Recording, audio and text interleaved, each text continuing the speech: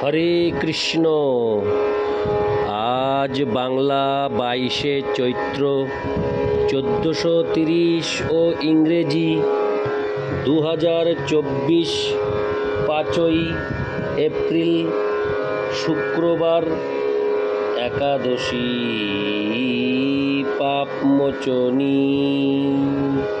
এই পাপমোচনী একাদশীর দিন আমি শ্রী চৈতন্য চরিতামৃত পাঠ করছি।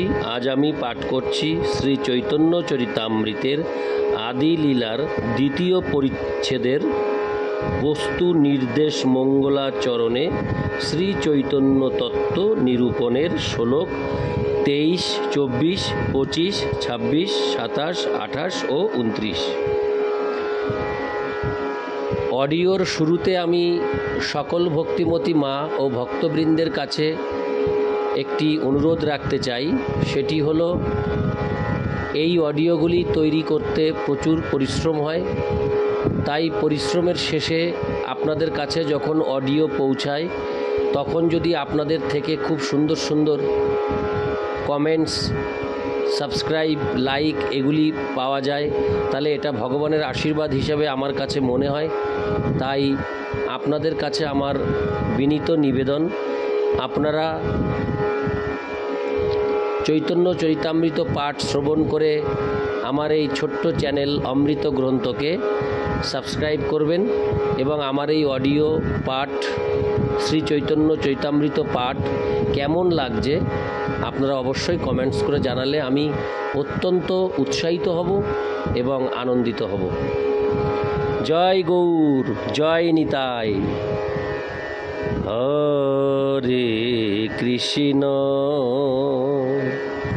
হরে কৃষ্ণ কৃষ্ণ কৃষ্ণ হরে হরে, হরে রাম হরে রাম রাম রাম হরে হরে। শ্লোক 23। পরব্রহ্মেতে বৈশে নারায়ণ নাম, ষড়ৈশ্বর্য পূর্ণ লক্ষ্মীকান্ত ভগবান। শ্লোকার্থ: লক্ষ্মীদেবীর পতি শ্রীনারায়ণ পরব্রহ্ম হরে কৃষ্ণ পরব্রহ্ম বা চিৎ জগতে অবস্থান করেন। তিনি ঐশ্বর্য, বল, শ্রী, জ্ঞান, যশ ও বৈরাগ্য এই 6টি ঐশ্বর্যে পরিপূর্ণ। ইতি শ্লোক 23। শ্লোক 24। বেদ, ভাগবত, উপনিষদ, আগম পূর্ণ তত্ত্ব যারে কহে নাহি যার সম। শ্লোকার্থ: পরমেশ্বর ভগবান হচ্ছেন তিনি যাকে সমস্ত বেদ, ভাগবত, উপনিষদ ও অন্যান্য শাস্ত্রে পূর্ণ তত্ত্ব বলে বর্ণনা করা হয়েছে। তার সমান আর কেউ নেই। তাৎপর্য: পরম তত্ত্বের সবিশেষ রূপ বর্ণনা করে বেদে প্রচুর প্রামাণিক তত্ত্ব প্রদান করা হয়েছে। তার কয়েকটি নিম্নে উদ্ধৃত করা হলো। ঋক সংহিতায় 1:22-20 উল্লেখ করা হয়েছে, তদিষ্ণো পরমং পদং সদা পশ্যন্তি সূরয় দিবিব চক্ষুরাততম। পরমেশ্বর ভগবান শ্রীবিষ্ণু হচ্ছেন পরম তত্ত্ব, যার শ্রীপাদপদ্ম দর্শন করার জন্য সমস্ত দেবতারা সর্বদা উদ্গ্রীব হয়ে থাকেন। সূর্য কিরণের মতো তিনি তার শক্তির কিরণের মাধ্যমে সর্বব্যাপ্ত। বিকৃত দর্শনের ফলে তাকে নির্বিশেষ বলে মনে হয়। 2. নারায়ণাথর্বশীর উপনিষদে 1:2 উল্লেখ করা হয়েছে। নারায়ণাদেব সমুৎপদ্যন্তে নারায়ণাৎ প্রবর্তন্তে নারায়ণে প্রলীয়ন্তে অথ নিত্য নারায়ণ নারায়ণ এবেদং সর্বং যদ্ভূতং যচ্চ ভব্যম শুদ্ধ দেব এক নারায়ণ ন দ্বিতীয় হস্তি কশ্চিৎ। নারায়ণের থেকে সব কিছুর উদ্ভব হয়েছে, তার দ্বারাই সব কিছু প্রতিপালিত হয় এবং চরমে সব কিছু তার মধ্যেই লীন হয়ে যায়। তাই নারায়ণ নিত্য। যা কিছুর অস্তিত্ব এখন রয়েছে এবং ভবিষ্যতে যা কিছু সৃষ্টি হবে সে সবই নারায়ণ ব্যতীত আর কিছু নয়। তার শ্রীবিগ্রহ পরম বিশুদ্ধ, সেই নারায়ণ এক এবং অদ্বিতীয়। 3. নারায়ণ উপনিষদে 1-4 উল্লেখ করা হয়েছে। 2 পাঠ করলাম, তার আগে 1 পাঠ করেছি। ঋক সংহিতায় 1:22-20। হরে কৃষ্ণ। এবার আমি 3 পাঠ করছি। নারায়ণ উপনিষদে 1-4 উল্লেখ করা হয়েছে। যত প্রসূতা জগত প্রসূতা, সমস্ত জগৎ যার থেকে প্রকাশিত হয়েছে সেই নারায়ণ হচ্ছেন সব কিছুর পরম উৎস।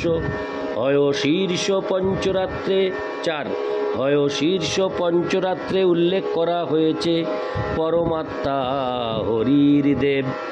শ্রী হরি হচ্ছেন পরমাত্মা বা পরমেশ্বর ভগবান।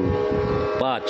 শ্রীমদ্ ভাগবতে 11:3-34-35 বলা হয়েছে নারায়ণাভিধানস্য ব্রহ্মণ পরমাত্মন নিষ্ঠামর্হত নো বক্তুং উয়ং হি ব্রহ্মবিত্তমা।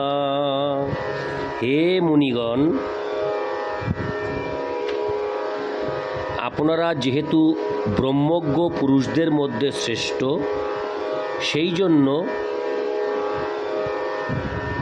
আপনারা কৃপা করে আমাদের কাছে নারায়ণের স্বরূপ সম্বন্ধে বর্ণনা করুন, যে নারায়ণকে ব্রহ্ম এবং পরমাত্মা রূপেও অভিহিত করা হয়ে থাকে। স্থিতুদ্ভব প্রলয় হেতুরস্য যৎ স্বপ্ন জাগর সুষুপ্তিষু সদহিশ্চ দেহেন্দ্রিয়াসুহৃদয়ানি চরন্তি যেন সঞ্জীবিতানি তদ্বেহি পরং নরেন্দ্র। হে রাজন, যিনি এই বিশ্বের সৃষ্টি স্থিতি ও প্রলয়ের হেতু কিন্তু স্বয়ং হেতুরহিত, তিনি নারায়ণ নামে পরম তত্ত্বরূপে জ্ঞাতব্য। যিনি স্বপ্ন জাগরণ ও সুষুপ্তি দশায় এবং তারও ঊর্ধ্বে সমাধি প্রভৃতি স্তরে সর্বত্র সদ্রূপে অনুবর্তনশীল, তিনি ব্রহ্মস্বরূপ পরম তত্ত্বরূপে জ্ঞাতব্য। এই দেহ, ইন্দ্রিয়, প্রাণ, হৃদয় এগুলি যার শক্তিতে সঞ্জীবিত হয়ে নিজ নিজ কার্যে প্রবৃত্ত হয়, তিনিই পরমাত্মা জ্ঞাপক পরম তত্ত্বরূপে জ্ঞাতব্য। ইতি শ্লোক 24। শ্লোক 25। ভক্তিযোগে ভক্ত পায় যাহারও দর্শন, সূর্য যেন সবিগ্রহ দেখে দেবগণ। শ্লোকার্থ: স্বর্গের দেবতারা যেমন সূর্যদেবকে প্রত্যক্ষভাবে দর্শন করেন, ভক্তিযোগে ভগবদ ভক্তও সেই রকমভাবে পরমেশ্বর ভগবানকে দর্শন করতে পারেন। হরে কৃষ্ণ।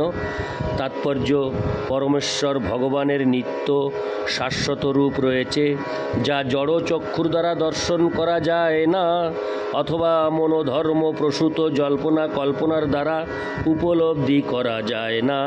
কেবলমাত্র দিব্য ভগবৎ সেবার মাধ্যমে ভগবানের চিন্ময় রূপ উপলব্ধি করা যায়।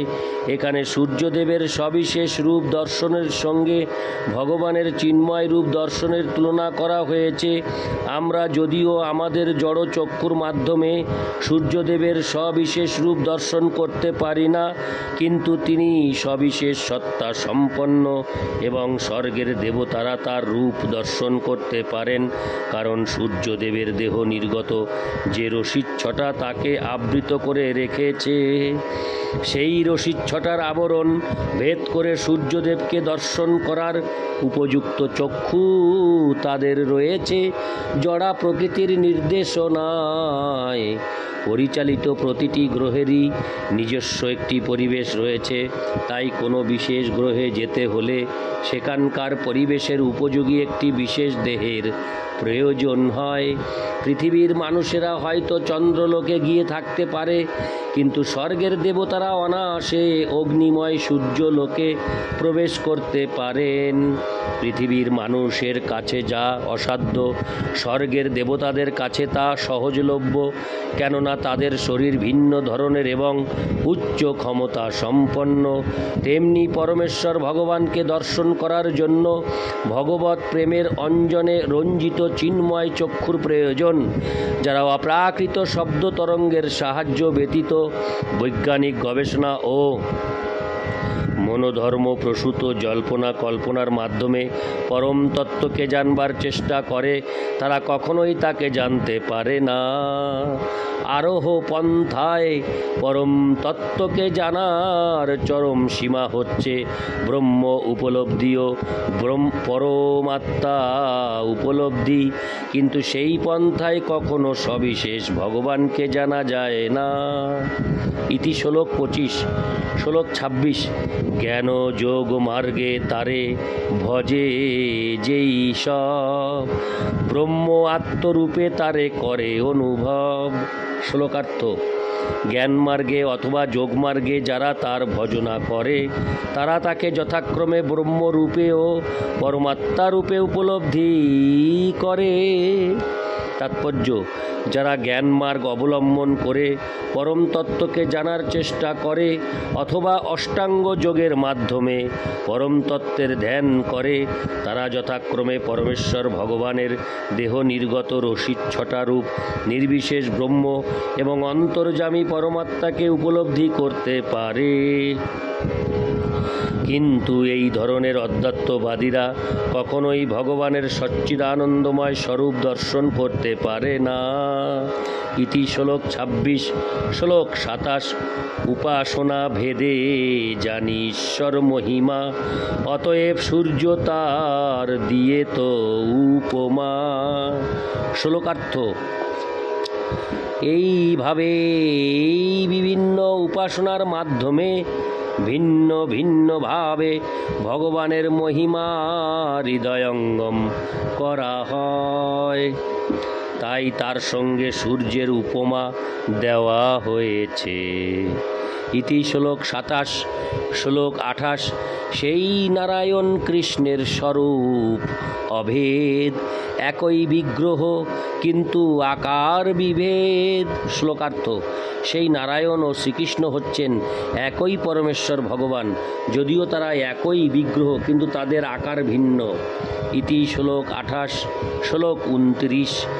ইহো তো দ্বিভুজ তিহ ধরে চারি হাত, ইহ বেনু ধরে তিহ চক্রাদিক সাত। শ্লোকার্থ, পরমেশ্বর ভগবান শ্রীকৃষ্ণ দ্বিভুজ এবং তার সেই ভুজোদয়ে তিনি বংশী ধারণ করেন, আর তার নারায়ণ রূপে তিনি চতুর্ভুজ এবং সেই ভুজ ও চতুষ্টয়ে তিনি শঙ্খ চক্র গদা ও পদ্ম ধারণ করেন। তাৎপর্য, নারায়ণ শ্রীকৃষ্ণ থেকে অভিন্ন, তারা একই পুরুষ ভিন্ন রূপে প্রকাশিত হয়েছেন। উচ্চ আদালতের হাইকোর্টের বিচারপতি যেমন আদালতে অবস্থানকালে একভাবে এবং তার বাড়িতে অবস্থানকালে ভিন্নভাবে জীবনযাপন করেন, এটি অনেকটা সেই রকম। নারায়ণ রূপে ভগবান চতুর্ভুজ, কিন্তু কৃষ্ণ রূপে তিনি দ্বিভুজ। হরে কৃষ্ণ। জয় গৌর, জয় নিতাই।